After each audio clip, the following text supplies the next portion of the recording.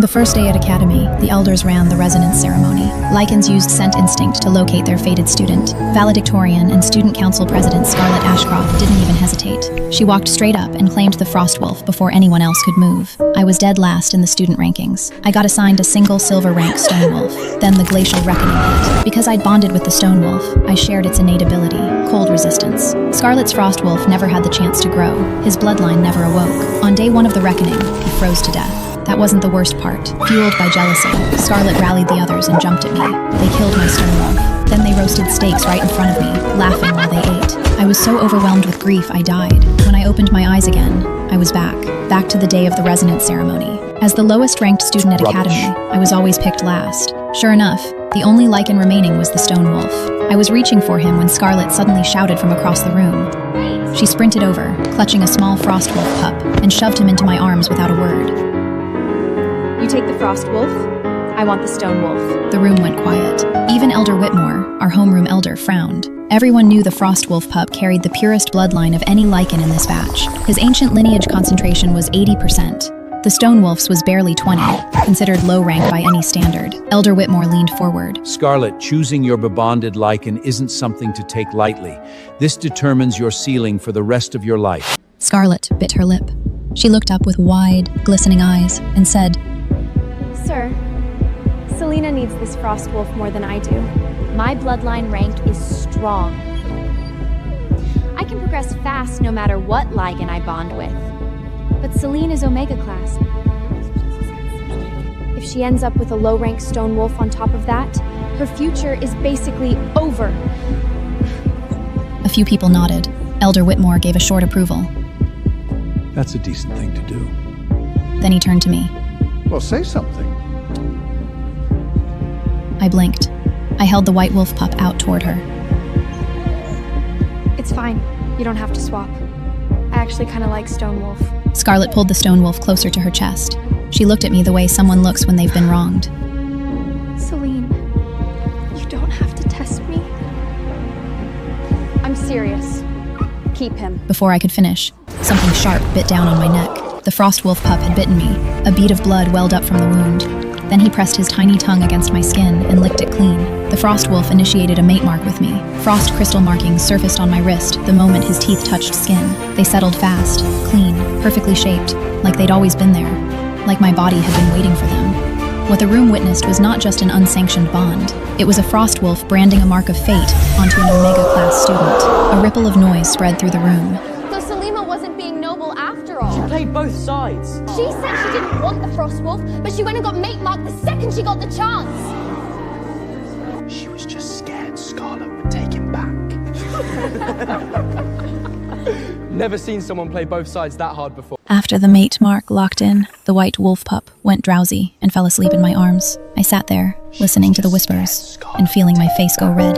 They didn't know the truth. I genuinely did not want this Frostwolf, because I knew something none of them did. In 2 weeks, this beautiful, pure bloodline Frostwolf was going to be completely useless. Well, almost none of them knew. Scarlett knew too. The moment she gave up the Frostwolf and fought me for the Stonewolf, I understood. She'd been reborn, just like me. I stared at Rex tucked against Scarlett's chest. I'd been so close to him in my past life. We'd trusted each other completely. Now Scarlett had taken him. I could deal with losing cold resistance. What I couldn't stand was thinking about whether Rex would be fed properly, whether he would be treated well. I was staring at him when Rex slowly turned his head and met my eyes. Then he blinked. Once, twice. Not once, not 3 times, twice.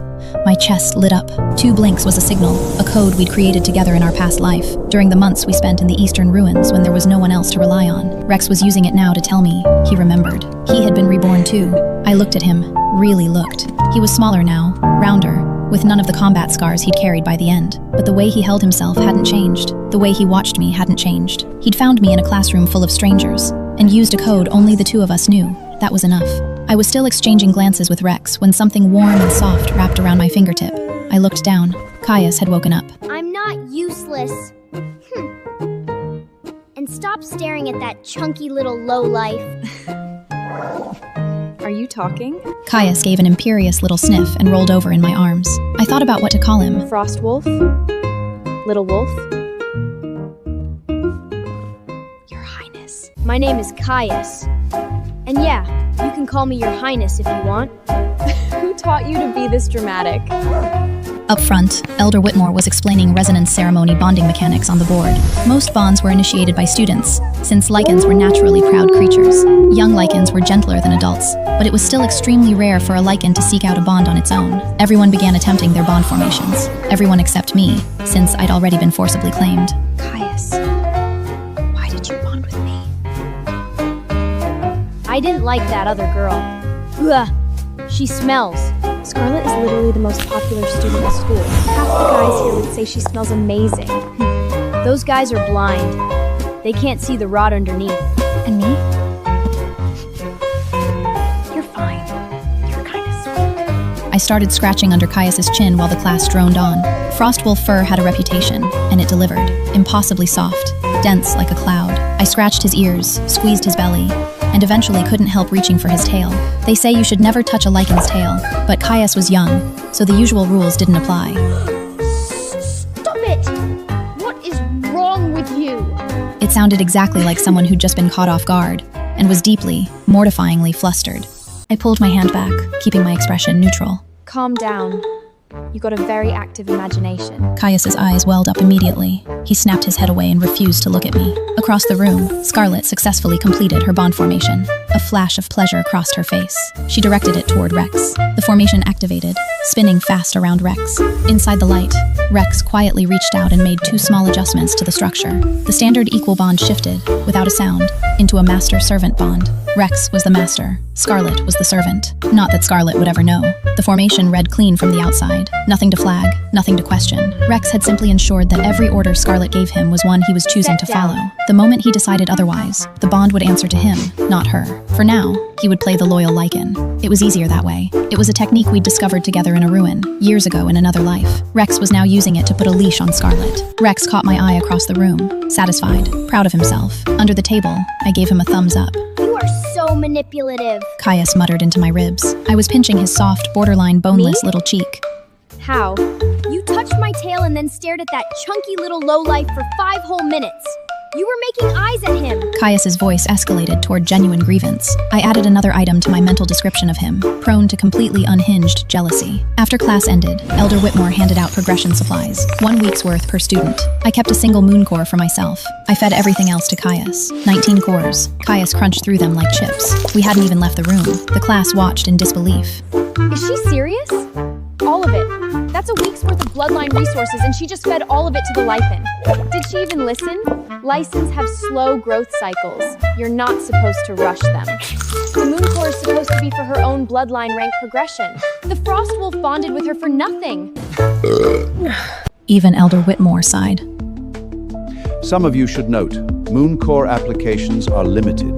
The Academy won't give you more if you waste them. I smiled pleasantly. I know. Got it. Honestly, in my past life, I'd always been generous with Rex. Most students kept a 4-to-1 ratio for themselves. I split everything 50-50. Equals deserved equal shares. But this? 19 for Caius? 1 for me? This was something else entirely. It wasn't generosity. It was self-preservation. Because Caius and I had a mate mark. A standard equal bond meant one partner's death didn't affect the other. A mate mark was different. If Caius froze to death on day 1 of the reckoning, the same way the Frostwolf died in my past life, I died too. Caius's survival wasn't kindness. It was my only chance to live. The moon cores were an investment in not dying. After class, students scattered to train on their own. I carried Caius toward the exit, and Scarlett stepped half in front of me. I know you've been reborn too. This time, the cold resistance belongs to me. Then I hope you enjoy it. You and your useless little lion man can look forward to freezing on day 1. I gave you a chance to be useful to me. You threw it away. Ember lunged at Caius with a low growl. Caius's Alpha King bloodline aura pressed down without effort. Half of Ember's flame died mid-air. Then Caius turned around and farted. Scarlett's composure shattered instantly. What is wrong with you? Get that disgusting thing away from me! I turned and walked away, barely holding in a laugh.